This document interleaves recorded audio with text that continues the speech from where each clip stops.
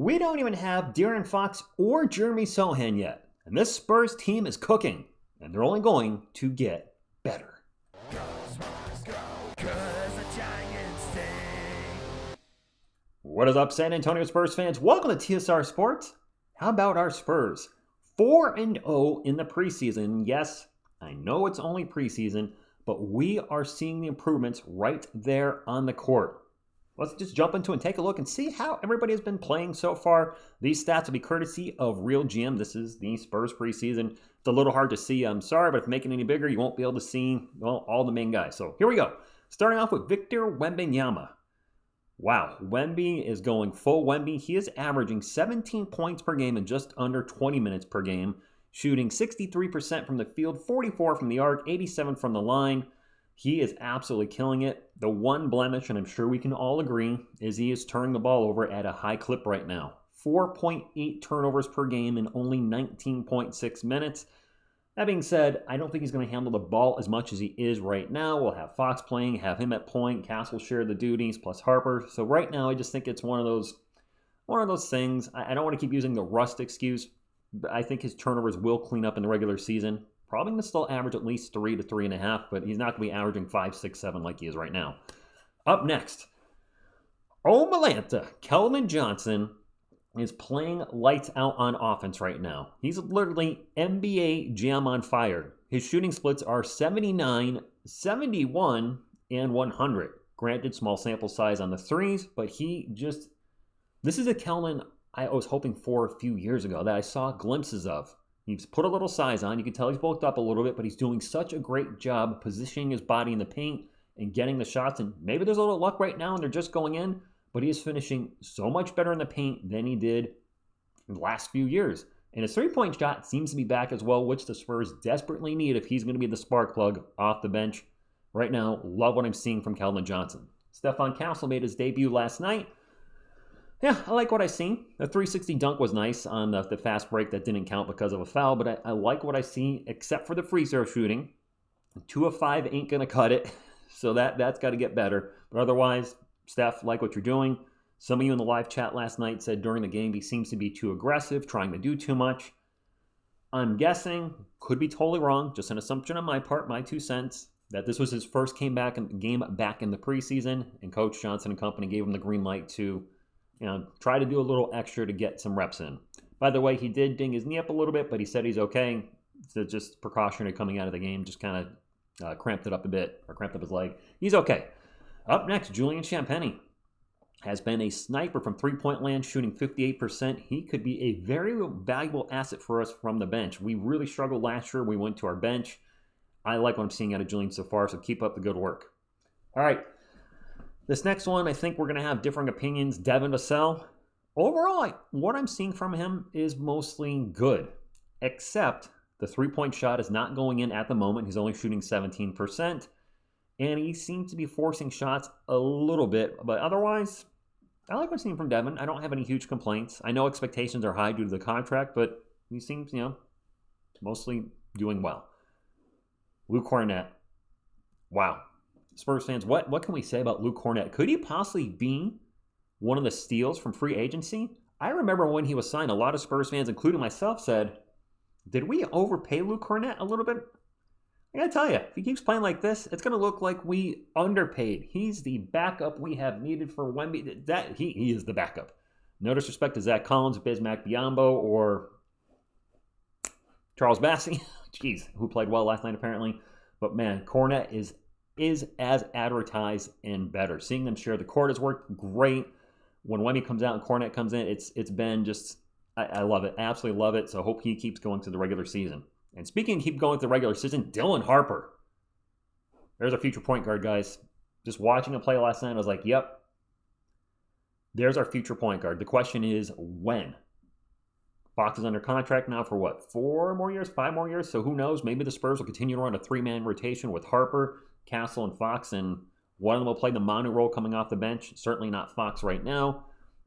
Not likely Castle. It's his job to lose to Harper. And if Castle becomes our Manu, hey, so be it. Or if Harper becomes our Manu for next year, whatever it is, I like what I'm seeing. You have 96 minutes available between the 1 and the 2 to split between those 3 guys. 32 minutes a game makes sense. But Harper is as advertised, and a little bit we have seen, and Spurs fans should be excited about him. As far as being excited, Carter Bryant looks legit and crazy athletic. I think he has close to 40-inch vert, but man, he is, a little bit we've seen him out there. Love what I'm seeing.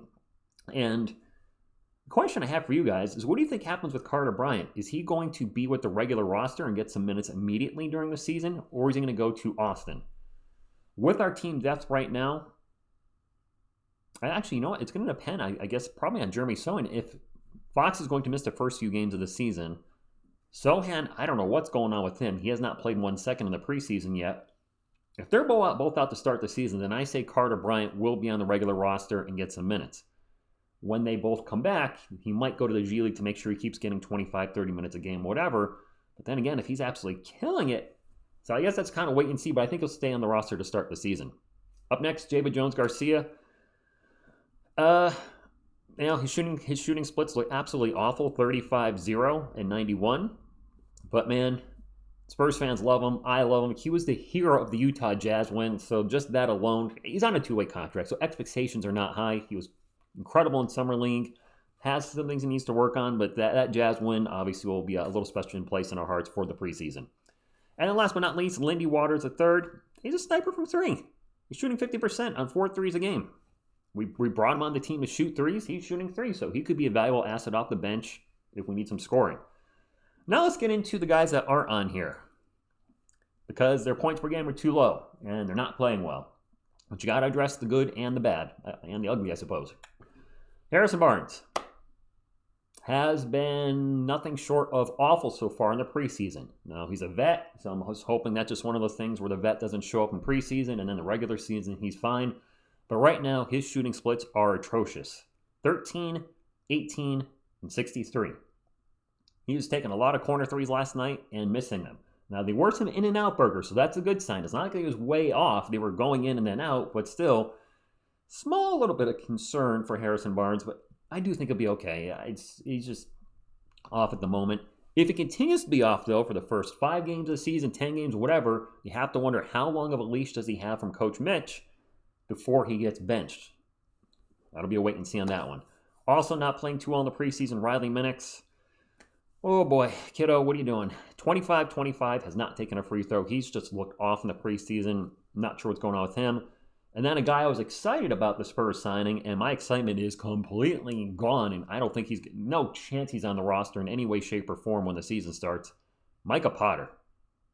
He hasn't taken any free throws, but his shooting splits are 13% from 3, 9% overall.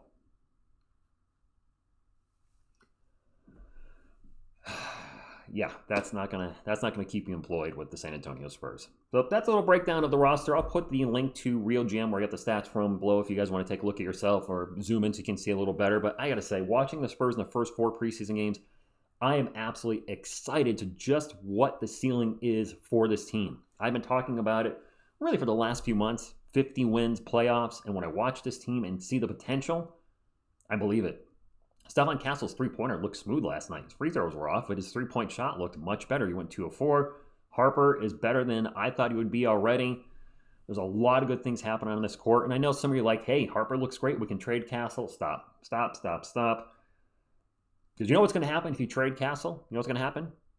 Harper or Fox is going to get hurt.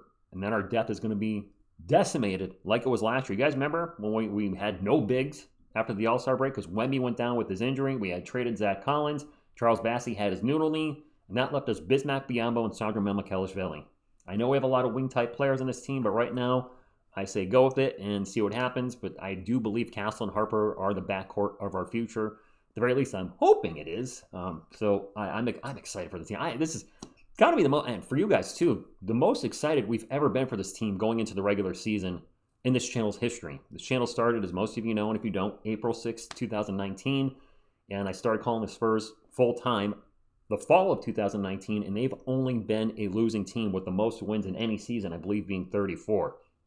We're winning more than 34 games this year. I believe that thoroughly. I think we're going to be above 500. How much? I don't know, but I do think 15 wins is possible, and it is going to be such a blast calling a winning season with you guys, and finally, calling some playoff games and wins. That's all I got. Drop a comment down below through the 4 games of the preseason. Who are you most excited about? Who are you disappointed with? Who you think might be being overhyped? Who do you think might be underhyped? Or are you just like, it's preseason, whatever. Hit the thumbs up to the channel and subscribe to become part of our awesome Spurs community. I thank you, and as always, go Spurs, go!